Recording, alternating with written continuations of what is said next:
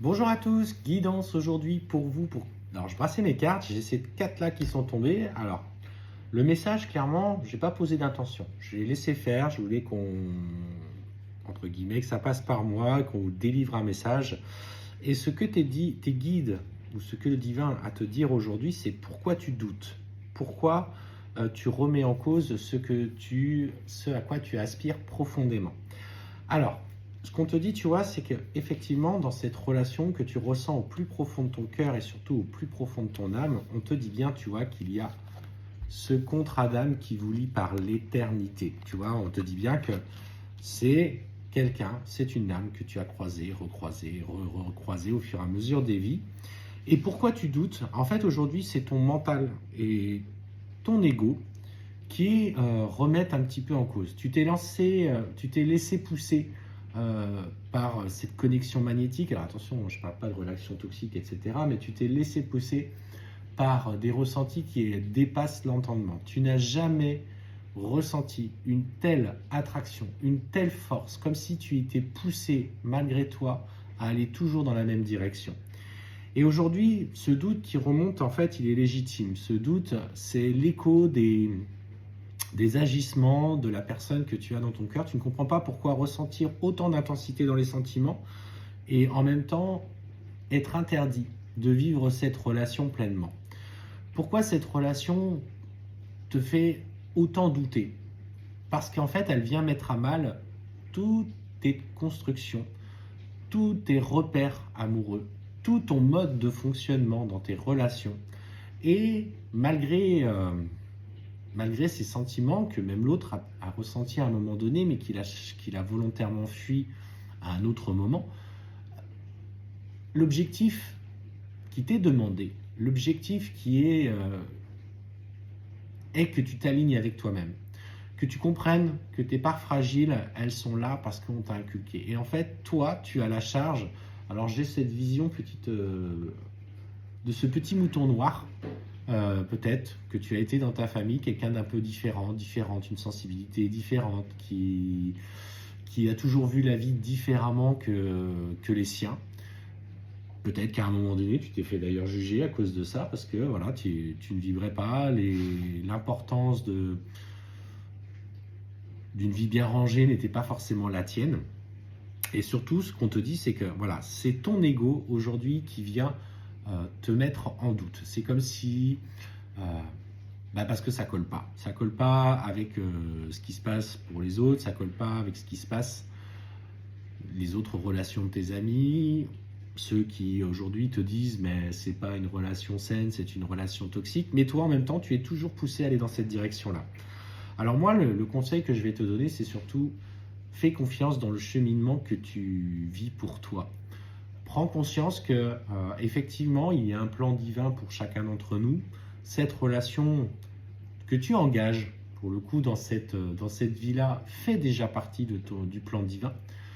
Et surtout, ce qui est important, c'est que on t'a mis beaucoup d'épreuves sur ton chemin. Une enfance peut-être très difficile ou moins facile.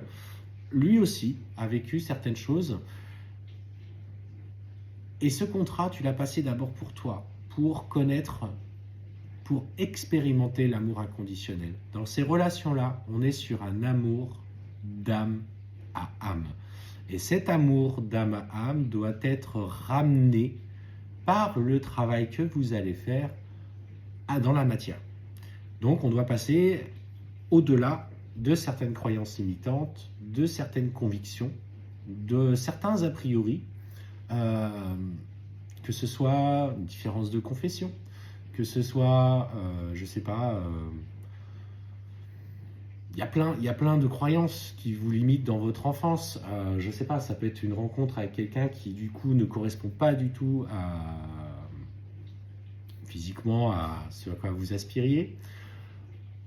Ça peut être quelqu'un qui, du coup, vous êtes en train peut-être de galérer financièrement parce que on vous a toujours inculqué que l'argent, fallait travailler dur pour l'avoir.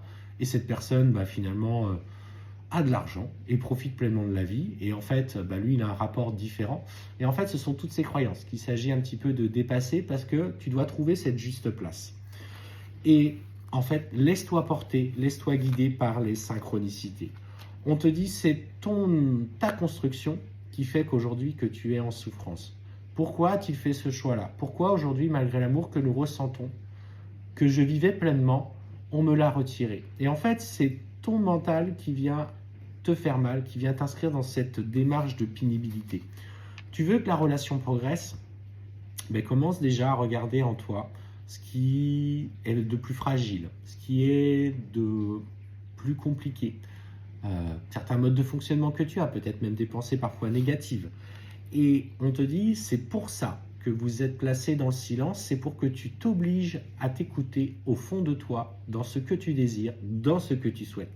Le silence est la période qui va t'obliger à te recentrer à toi. Et plus tu vas vouloir aller chercher la communication, plus il va avoir la nécessité de s'éloigner, parce que en tant que le fuyant, cette personne qu'on appelle le runner, lui, quand énergétiquement, il te ressent. Il n'est pas forcément spirituel, pour le coup, mais lui, ce qu'il ressent en pensant à toi, c'est un profond malaise. Donc, ce profond malaise, il va tout simplement le matérialiser par la distance, par des choix. C'est-à-dire, puisque quand je pense à elle, je me sens mal dans ma peau, je fais le choix peut-être d'aller dans une autre direction. Toi, tu sens ton cœur complètement épris par lui. Chaque cellule, chaque pore de ta peau vibre à l'unisson dans cette direction-là. Et en plus de ça, même si tu essayes peut-être de rencontrer quelqu'un, tu as du mal à t'impliquer, à t'investir. Mais pour le moment, ce qu'on te dit, c'est accepte d'être pleinement dans ce silence, même si tu trouves ça douloureux, même si ça met en lumière quelque chose en toi. Et en fait, il va falloir que tu enlèves couche par couche des mémoires qui sont un petit peu inscrites en toi. Pourquoi vivre cet amour et qu'il me rejette? D'où vient cette blessure de rejet? Pourquoi ressentir un si profond amour et ne pas pouvoir le vivre pleinement? La justice, le fait de ne pas pouvoir être soi-même. Regarde d'où ça vient faire écho, tout ça. D'où viennent toutes ces fragilités? D'où viennent toutes ces blessures? Un enfant, quand il naît, il est lumière, il est sensible. C'est par des différentes épreuves, par un modèle éducatif, par l'école, que petit à petit, cet enfant est transformé pour être rentré dans un moule. Sauf que toi, dans ta sensibilité, ce moule, tu n'y vas pas. Tu t'es jamais vraiment senti à ta place. Tu as toujours su qu'il y avait quelque chose, peut-être quelqu'un qui était fait, qui t'attendait. D'ailleurs, peut-être croyais-tu au conte de fées quand tu étais petite, à l'amour véritable, l'unique, celui-là qui t'était destiné. Pense-y. Et on te dit surtout, n'aie pas d'inquiétude sur le fait que tu sois protégé. Par contre, fais tes demandes. Demande à l'univers de te soutenir. Demande à tes guides de te porter des messages quand tu es en souffrance. Parce que cet amour, effectivement, il est douloureux, il est sacré, il est sacrificiel, parce qu'il vient en fait appuyer sur tes propres parts de faiblesse. Et en fait, il ne faut pas se mentir à soi-même. Je ressens cet amour pour son âme, pour son cœur, pour ce qui m'a fait apparaître, mais par contre, pas pour les choix qu'il a fait. Et là, on parle d'un amour inconditionnel, d'un amour sans condition. Je sais que j'ai un lien particulier avec lui. Je sais qu'aujourd'hui, il a fait ce choix-là et j'accepte qu'il soit dans ce choix-là, même si c'est difficile, même si c'est douloureux. Attention, je ne parle pas de violence conjugale, je ne parle pas d'injures, d'insultes, etc. On passe sur ces comportements-là, on s'éloigne de ces comportements toxiques. Là, on ne parle pas de ça. Et ce qu'on te dit aujourd'hui, c'est prends le temps de faire tes choix. Sache une chose, et là je parle en tant qu'ancien runner, il ne t'a pas tout dit sur ce qu'il ressentait. Il a volontairement fui pour ne pas assumer ces sentiments qui étaient trop forts, qui étaient trop grands, qui étaient trop puissants. Et ça l'a fait profondément souffrir. Et en fait, tu vas me dire, mais il souffre, mais finalement c'est moi qui suis en galère. Ouais, c'est vrai. Le chaser fait à la charge, de par sensibilité, de travailler en premier.